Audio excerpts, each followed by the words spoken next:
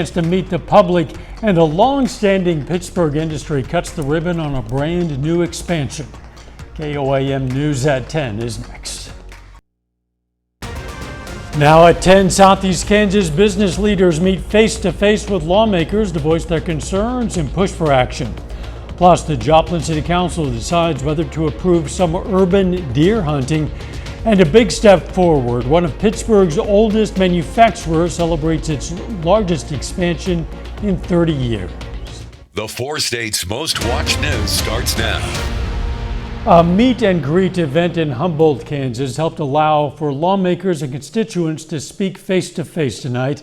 This is KOAM News at 10. I'm Dow Quick. Community members and organizers were able to talk with legislators about the big issues from tariffs to the so-called Big Beautiful Bill. KOAM Samantha Walker has more.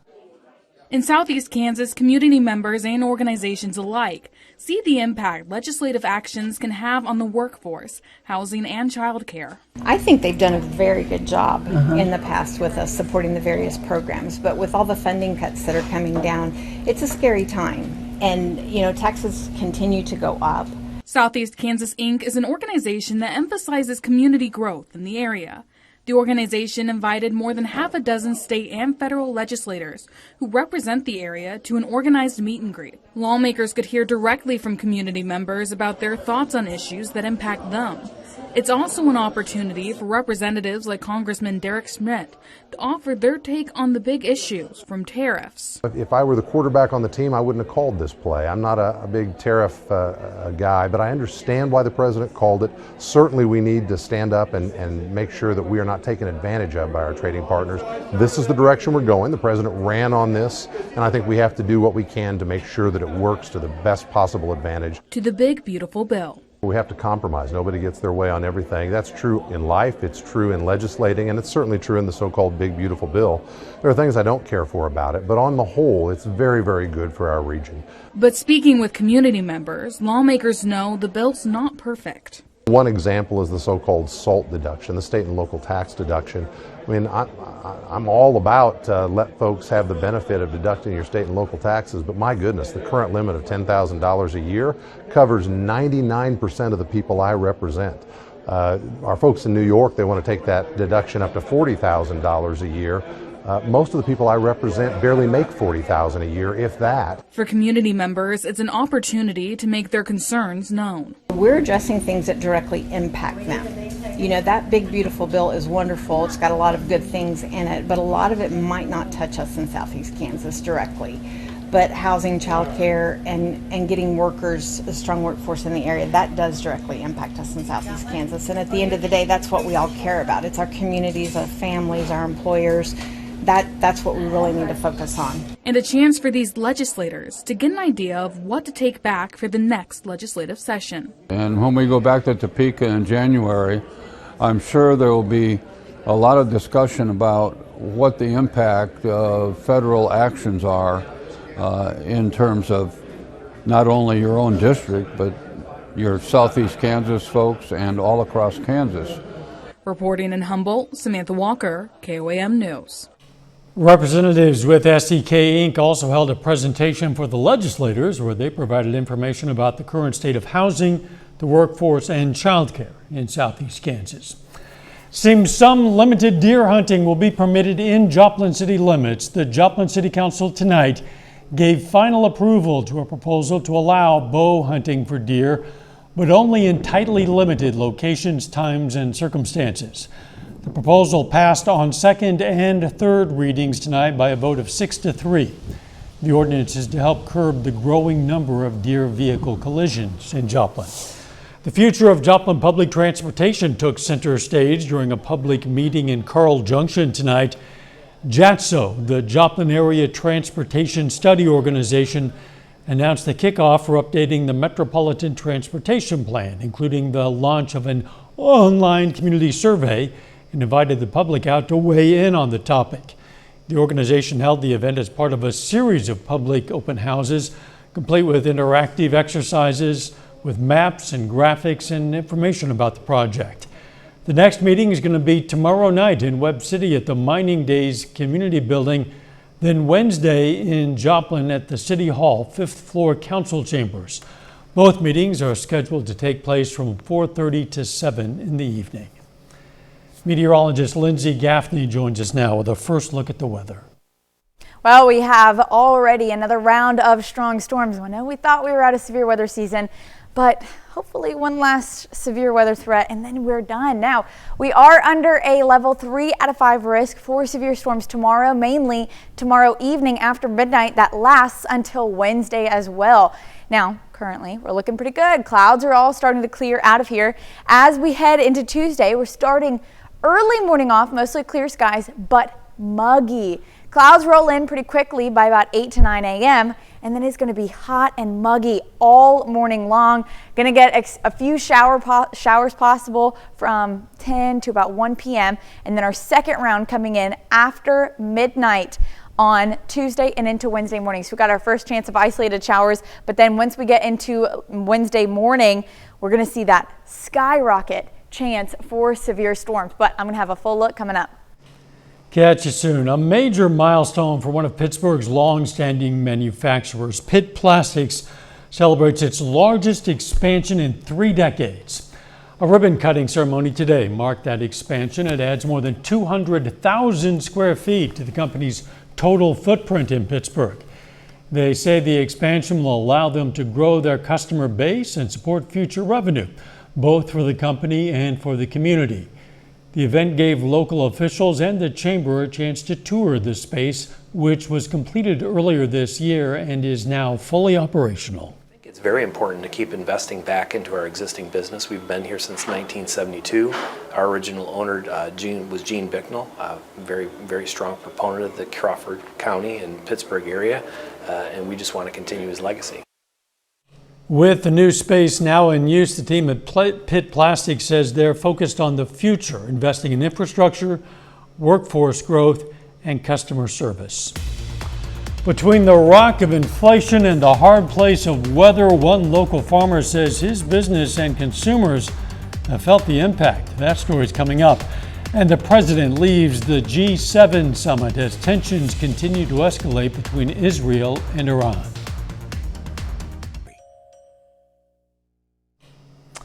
President Trump was in Canada today for the start of the G7 summit. He announced this evening he's leaving the summit early in order to address rising tensions in the Middle East. But he didn't depart before working on trade deals. Tareen Small has more. The G7 summit opened in Canada Monday. President Trump used the opportunity to cement new trade deals. The president announced the signing of an agreement with Britain's prime minister that will slash tariffs on UK automobiles and aerospace imports, including jet engines. The agreement comes as tensions continue to escalate between Iran and Israel. Iranian state TV was on the air denouncing Israel's airstrikes Monday at the moment an airstrike hit the building. President Trump told reporters he warned Iran repeatedly to strike a deal to limit its nuclear program. I gave Iran 60 days, and they said no. And the 61st, you saw what happened. Day 61. So I'm in constant touch. And as I've been saying, I think a deal will be signed, or something will happen, but a deal will be signed. And I think Iran is foolish not to sign one. The president also said he's willing to go to the Middle East to help with peace talks if necessary. We have a thing called a telephone, so we're talking. But it's always better to talk in person. In other G7 news, the president criticized Monday the summit's 2014 decision to expel Russia from the group. He said Russian President Vladimir Putin remains insulted. President Trump suggested Russia's war with Ukraine could have been prevented if Russia had been allowed to remain in the group. Torian Small, CBS News, Washington. The president's decision to leave the G7 summit early came shortly after he posted to social media this evening about Iran, noting that, quote, everyone should immediately evacuate Tehran. Lindsay returns next with a complete look at your forecast, and a little bit later, candidates interviewing for the presidency of Fort Scott Community College come out to meet the public.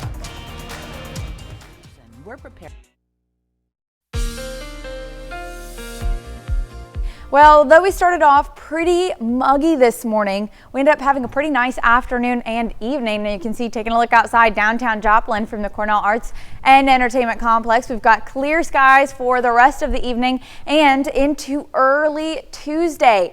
Now we are tracking some storms that are going to have the potential to move in early Tuesday and then another round late Tuesday. We've got our high pressure system off to the southwest and our low pressure system. You can see it's driving a bunch of these storms up the northern states. Now we are expecting a severe threat for us tomorrow. Right now, we've got this level 3 out of 5. That is our elevated risk for severe storms, mainly in southeastern Kansas. It has shifted a little bit over the last 24 hours, so we're going to keep an eye on that. The rest of us are under a level 2 out of 5 risk. Now our severe threat really drops off south of I-44 on Tuesday. Again, we've got these 2 rounds of storms. First round, 10 a.m. to 1 p.m. We're expecting an isolated storm that could potentially move in and cause some severe threat. But our main risk for severe weather is going to be midnight to about 5 a.m. on Wednesday morning. Biggest threat that we could see, strong wind gusts, which could lead to some spin-up tornado chances. But again, our main threat is going to be our wind threat. Now we're under the black dashed lines. That's our significant threat. 4 winds, could see up to 70, maybe even higher than that, 70-mile-per-hour wind gusts. And then out in southeastern Kansas, maybe clipping a couple of our counties out to I-49 in Missouri. Now, hail, of course, always could expect hail, but then those isolated chances, very conditional risk for tornadoes as that threat for the wind threat comes in. Now, again, first round of storms comes in or after 10 a.m. Before that, we're looking hot and muggy. It is going to be sticky outside, which is just going to add to the severe threat. By 11, we can see where our storms start to move in. And then again, our isolated storm makes it right into some of our central counties out there, but then really dissipates. Then our second round of severe storms, after these temperatures warm up to the upper 80s, adding to the instability in the area. Second round comes in after midnight.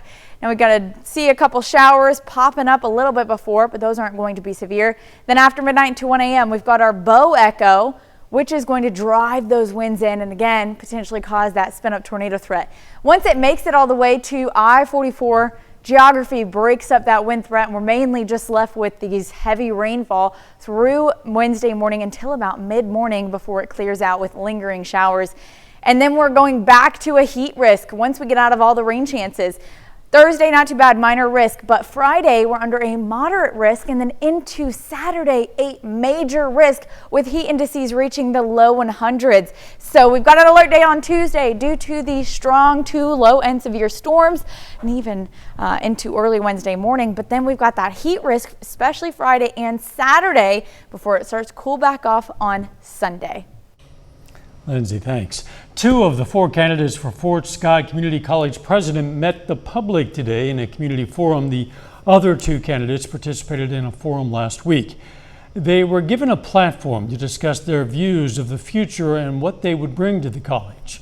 KOAM's Ty Parks reports. Community members of Fort Scott are on the campus of Fort Scott Community College to listen to 2 candidates for college president. Glad for the opportunity that they would open a period of time up for community members to come and hear the interview process and be able to ask whatever question we felt like we needed to ask as community members. So this go around, same thing, same opportunity. I just felt that it was a responsible thing to do as a community member to come out and see who the potential candidates were and learn a little bit more about them. For some, there is one issue that stood out among the others. Financial stability is probably the first and foremost one, and rebuilding that trust within the community that the college is stabilizing and on an upward track financially. Overall, the community wants the same thing as the college. See it succeed. I really do. We need Fort Scott community to thrive. I think that speaks to the health of a community, that it's here. This is not something brand new in our community. It wasn't started last week. It wasn't started 10 years ago. This community college has been here for a very long time. And it needs to continue to be here to help grow our community, to help a transition even for our students. You know, a lot of students can't go to four-year universities right off the bat. That's a scary thing when you come from a rural, small community. But this can be an excellent bridge for them then to carry on their college career.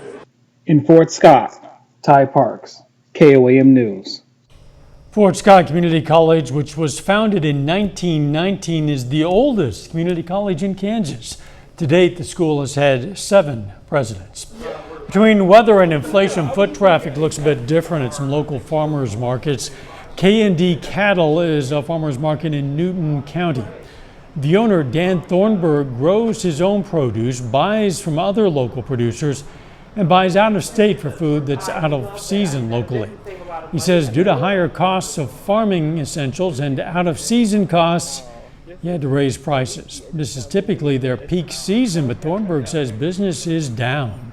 For each and every one of us that are in this type of line of business, you know, whether they're a competitor or just a roadside, I pray that it does pick up because, you know, this is what carries us through the winter months. Joplin contacted some other, or KOAM rather, contacted some other Joplin area markets. We were told although not all sales are suffering, the weather is putting an added burden on their produce. Still ahead, the Oklahoma City Thunder battled the Indiana Pacers in Game 5 of the NBA Finals. And an Arkansas Razorback makes history at the College World Series. John Dales has those stories and more up next in sports. A new sport is coming to Missouri Southern this fall, which comes after the university's Board of Governors met at the end of last week to approve it. Missouri Southern introduces women's flag football to its campus and is the first MIAA school to do so.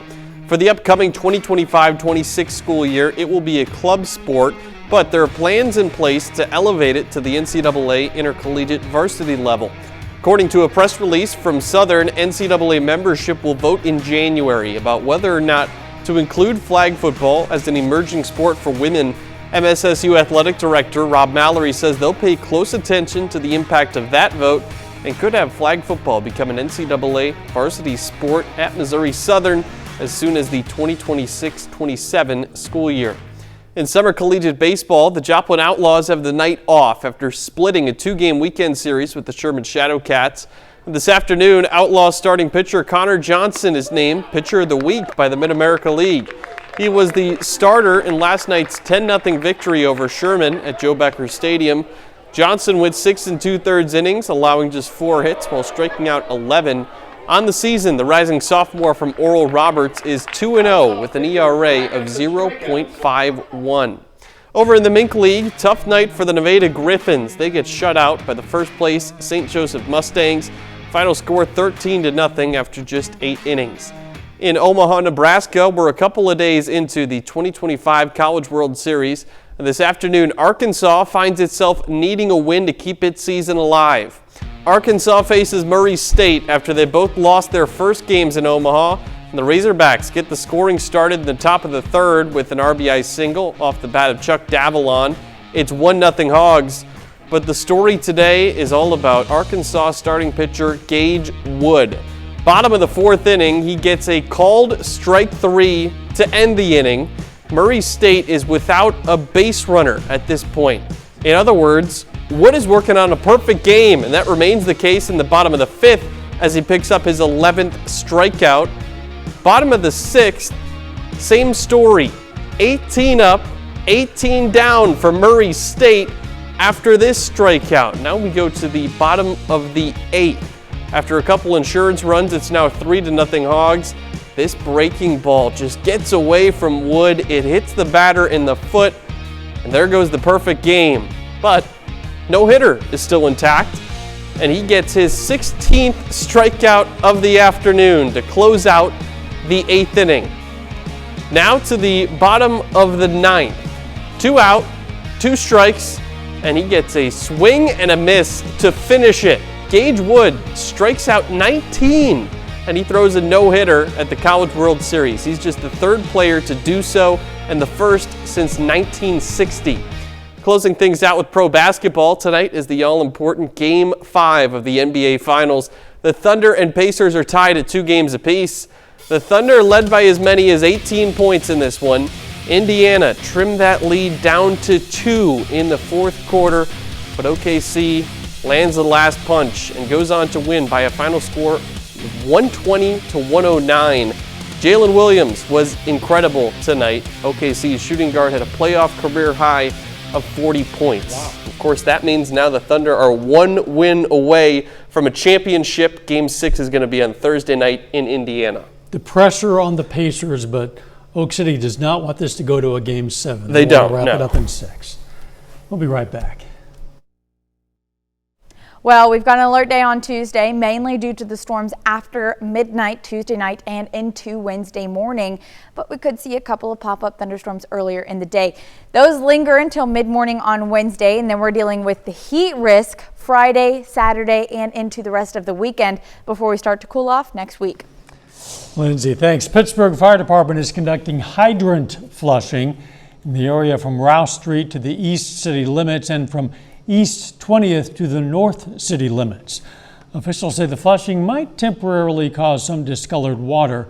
While it's not hazardous, residents are advised not to wash white clothing during this time. If you do notice discolored water, you should run cold water taps through your home for 5 to 10 minutes. Might take a while. That's until the water runs clear.